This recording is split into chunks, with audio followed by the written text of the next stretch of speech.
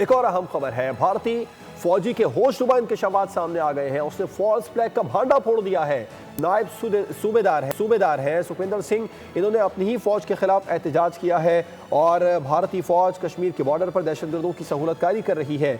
नायब सूबेदार सुरेंद्र सिंह ने अहम इंकशाफात कर दिए। इसी हवाले से बात कर लेते हैं, नुमाइंदा खुसूसी सलमान अवाना में ज्वाइन करें। सलमान, जब से ये वाकया हुआ है तकरीबन 10 रोज से आप मुसलसल इस तरह की खबरें दे रहे हैं, एक के बाद एक खबर है, इसकी क्या डिटेल्स हैं?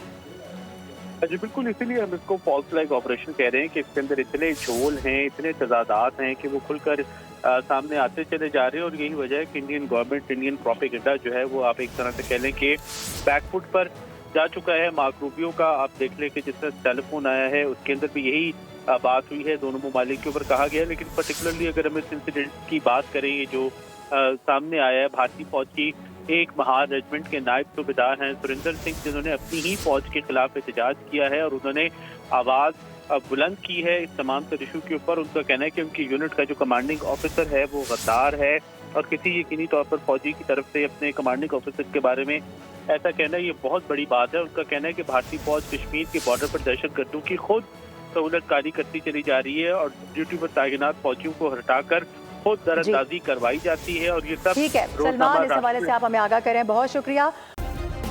सब्सक्राइब करें और बेल दबाएं ताकि कोई खबर रह न जाए।